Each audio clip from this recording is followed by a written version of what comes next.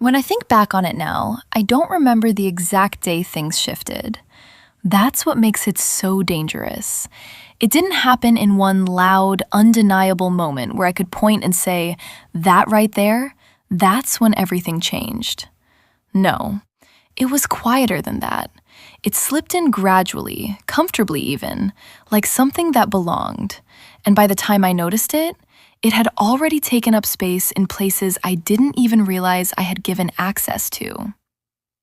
When I first met him, everything about him felt steady. That's the word I used back then. Steady. Not too flashy, not too loud, not trying too hard. He wasn't the type of man that had to walk into a room and be seen, but somehow you still noticed him. He had this calm confidence, the kind that doesn't need validation. And for me, coming from the kind of men I was used to, that felt refreshing, safe even. We met at a lounge one night. I wasn't even supposed to be out.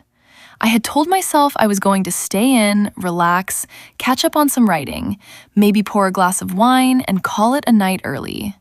But one of my friends insisted I come out just for an hour, and I gave in. You know how that goes. I remember standing at the bar, waiting for my drink, when he walked up next to me. Not too close, not invading my space, just enough to be noticed. He glanced over, gave a slight smile, not too eager, and said, "You look like you don't even want to be here." I laughed because he wasn't wrong. "I don't," I said honestly. "I got dragged out." He nodded like he understood that completely. "That's usually when the night turns out better than expected," he said.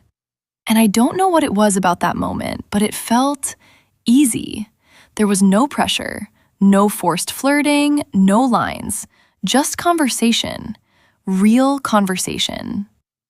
We talked for almost an hour right there at the bar, about nothing and everything at the same time. Work, life, what we liked, what we didn't. And when it came time for me to leave, he didn't rush to ask for my number like most men do. He just said, "I'd like to see you again." Like it was a simple, obvious statement. Like it wasn't even a question. I gave him my number. The first few weeks were exactly what you would expect when something feels right. He was consistent. That's the word I kept using to describe him when my friends asked. He's consistent. He called when he said he would. He showed up when we made plans.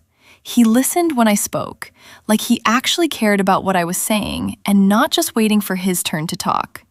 And I appreciated that. We would go out to dinner, take walks, sit in the car talking for hours like we didn't have anywhere else to be. There was a night we stayed parked outside my place until almost 2 in the morning, just talking about childhood memories and how different our upbringings were. He told me things about himself that felt personal, things most people don't just open up about right away. And I remember thinking, this feels real. But even in the beginning, there were small things I noticed and ignored. Like the way he would sometimes check his phone mid-conversation, not constantly, but enough for me to notice. And when I would pause, waiting for him to finish whatever he was doing, he would look up and say, "Go ahead, I'm listening." But I could tell his attention had shifted, even if just slightly. Or the way plans would occasionally change last minute. Not often enough to raise a red flag, but just enough to make me adjust. "Hey, something came up," he'd say.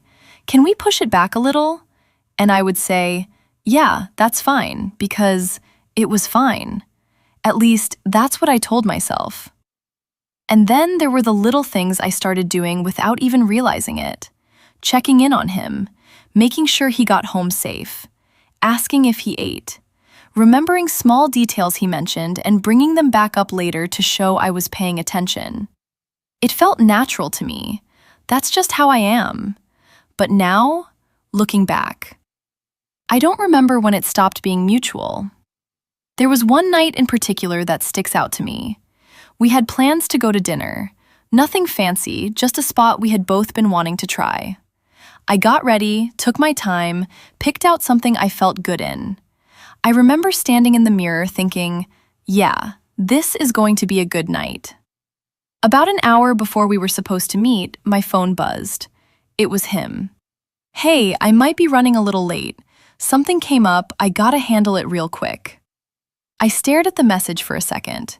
Not upset, not even annoyed, just adjusting.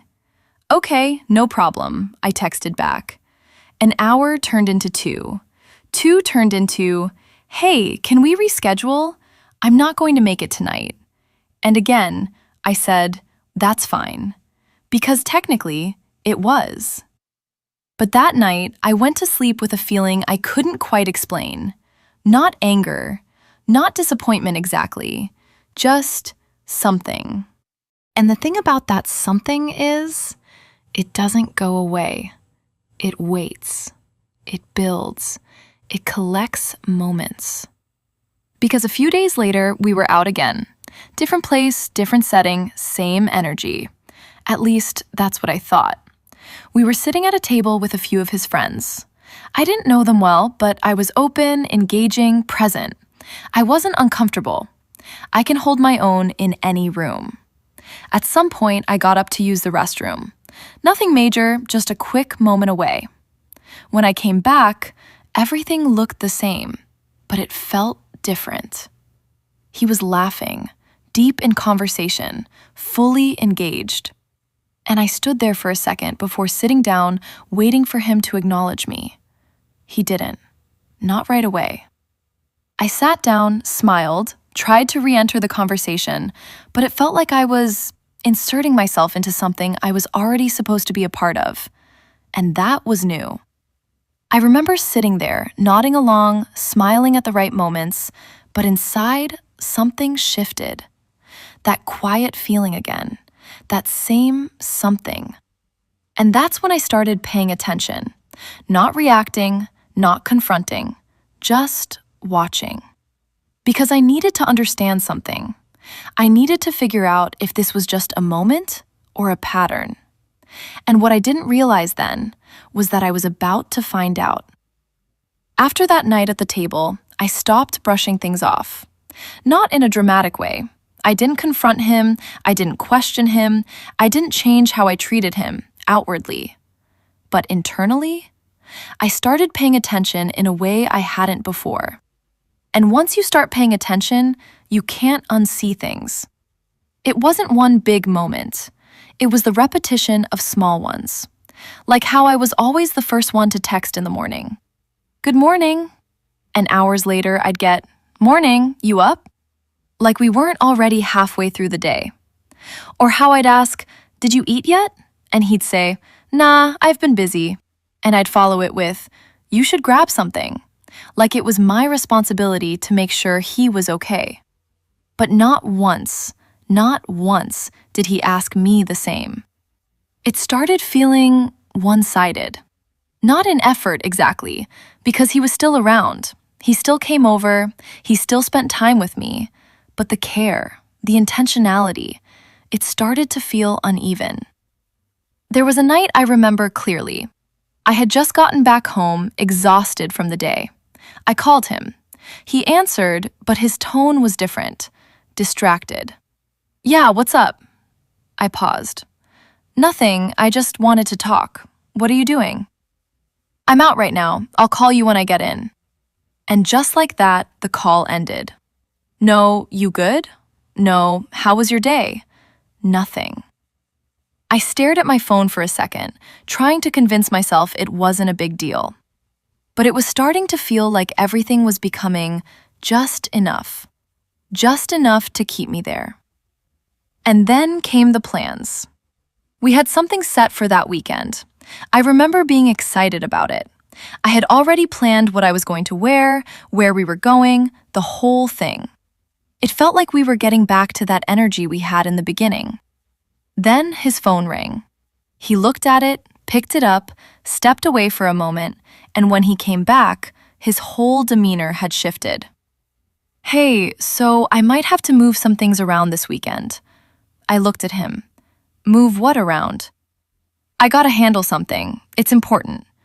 What kind of something?" I asked, trying to keep my tone calm, not accusatory. "It's just something I gotta take care of. I'll make it up to you." And there it was, again. No discussion, no consideration, just adjustment. For me. I remember sitting there after he left, replaying the conversation in my head. Because it wasn't just that he changed the plans, it was how easily he did it. Like what we had planned didn't hold enough weight to even be considered before making a decision. That's when it really started to settle in. I wasn't being chosen. I was being fit in. Once that thought crossed my mind, everything started lining up in a way I couldn't ignore anymore. I started seeing the difference between how I treated him and how he treated me. And it wasn't even about grand gestures. It was the small things, the consistent things, the intentional things, or the lack of them. We went out again a few days later. I didn't say anything about what I had been noticing. I didn't bring up the canceled plans. I didn't question him. I just showed up and observed. And that night, everything became clearer than it had ever been. We were sitting at dinner, just the two of us this time. The conversation was fine. Not amazing, not bad. Just fine. But he was on his phone more than usual. Typing, checking, smiling at something on the screen.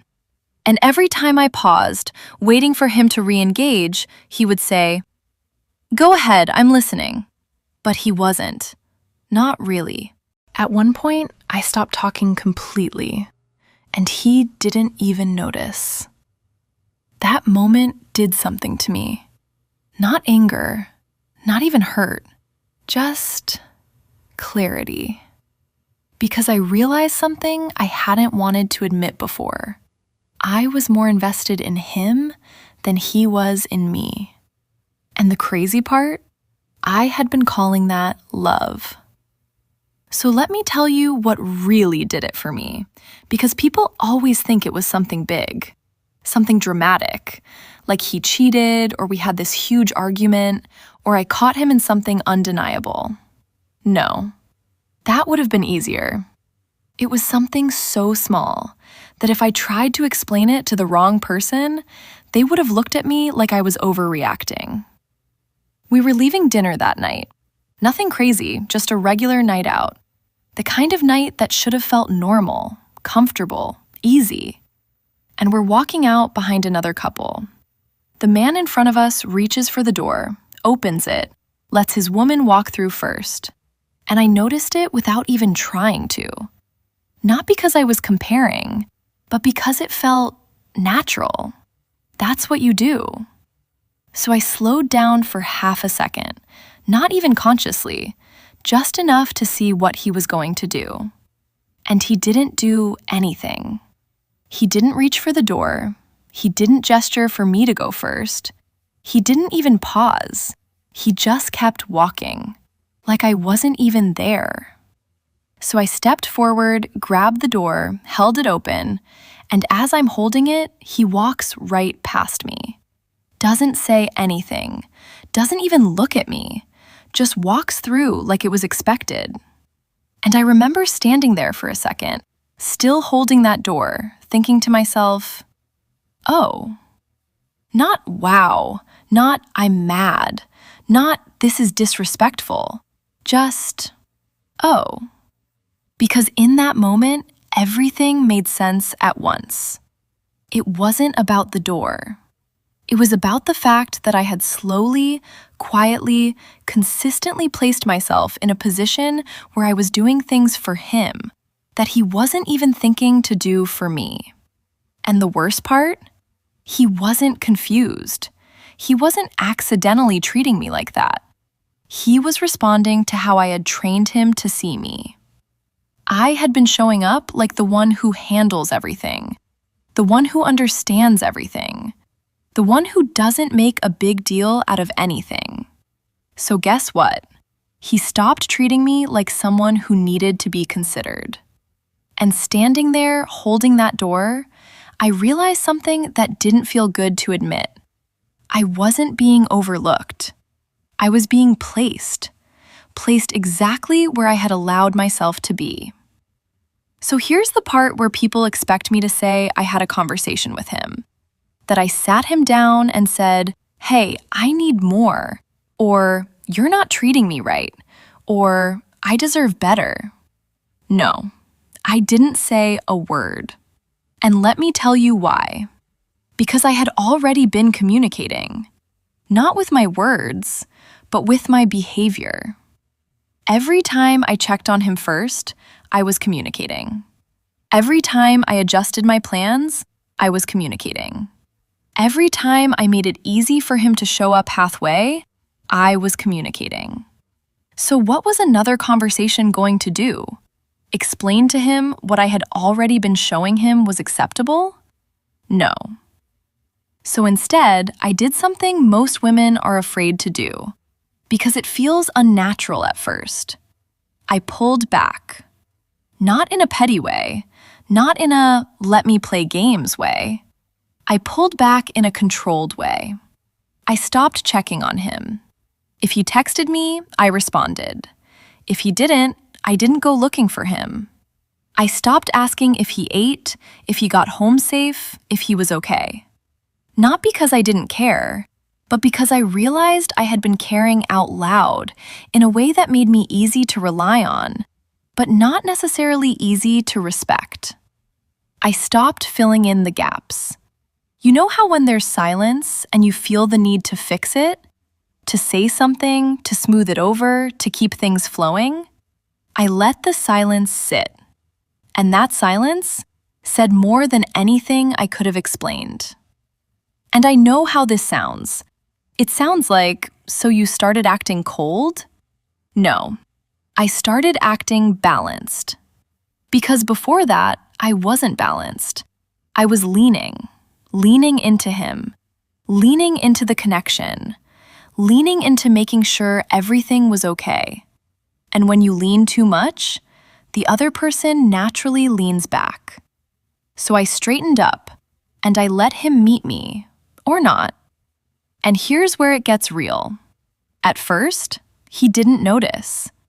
And that hurt more than anything, because it showed me how much I had been doing, without him ever even recognizing it. But then, slowly, he started to feel it. It didn't happen overnight. It wasn't some dramatic moment where he came running, apologizing, suddenly becoming this completely different man. It was subtle. But this time, I was the one watching it happen. He started texting first. Not paragraphs, not anything crazy, but enough for me to notice. "Hey, what you got going on today?" And instead of jumping into a full conversation like I used to, I answered simply, "Not much." And I left it there. He called more, and I didn't always answer right away. Not to play games, but because I was no longer prioritizing him over everything I had going on.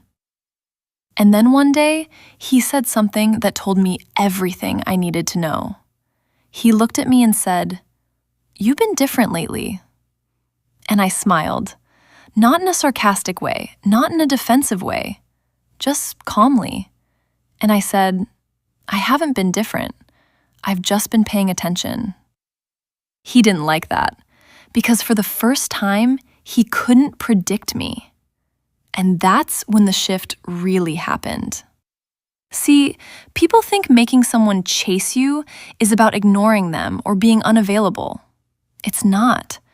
It's about removing the version of you that made it easy for them to be comfortable without effort. When I stopped overextending, he had to start reaching. When I stopped filling the space, he had to step into it. When I stopped making him the center of my attention, he had to question his place in my life. And that's when the dynamic changed. Not because I forced it, but because I allowed it to. And here's the part I want every woman listening to understand. This isn't about manipulation. This isn't about games. This is about alignment. Because the truth is, The version of you that overgives, overexplains, overadjusts is not the version of you that gets chosen consistently. The version of you that gets chosen is the one who doesn't need to prove her value through effort. And once I understood that, everything changed. Not just how he treated me, but how I saw myself. And from that point on, he didn't get access to the version of me that made things easy. He got access to the version of me that made things intentional. And that's what made him step up. Not because I asked him to, not because I begged him to, but because for the first time, he realized he might actually lose me if he didn't. Silent in love,